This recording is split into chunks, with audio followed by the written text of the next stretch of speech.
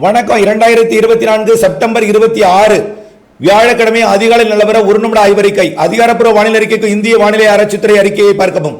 ஏற்கனவே ஆந்திர பிரதேசம் கரையோரம் நீடித்துக் கொண்டிருந்து உள்ளே நகர்ந்த காற்றழுத்த தாழ்வு பகுதி வடக்கு ஆந்திர பகுதி வழியாக சத்தீஸ்கர் வழியாக மகாராஷ்டிரா பகுதிக்கு சென்று காற்று சுழற்சியாக நீடித்துக் கொண்டிருக்கிறது. இது மும்பைக்கு வெள்ளப்பெருக்கு ஏற்படுத்தி கொண்டிருக்கிறது. தொடர்ந்து இது 2 நாட்களுக்கு மகாராஷ்டிரா கரையோரத்திற்கும் குஜராத்திற்கும் வெள்ளப்பெருக்கு ஏற்படுத்தும். இந்த வானிலை அமைப்பு தமிழ்நாட்டின் வடகடலோர மாவட்டங்களுக்கு வெப்பச்சலன இடிமழைப்பொழிவை ஏற்படுத்தி வருகிறது. சென்னை மற்றும் திருவள்ளூர் செங்கல்பட்டு மாவட்டத்திற்கு நேற்றைக்கும் 10 சென்டிமீட்டருக்கு மேல் பல இடங்களில் பொழிந்திருக்கிறது. 5 சென்டிமீட்டருக்கு மேல பரவலாகவே இருந்திருக்கிறது. இன்றைக்கும் சென்னை திருவள்ளூர் செங்கல்பட்டு மாவட்டங்களுக்கு மழைப்பொழிவு உண்டு.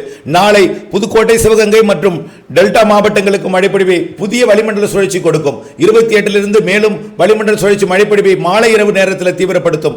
அக்டோபர் 5 வரை கொடுத்து அக்டோபர் 10 வளிமண்டல சுழற்சி மழைப்பொழிவு அதிகரிக்கும். தொடர்ந்து விரிவான அறிக்கையை பார்த்து பயன்பெறுக.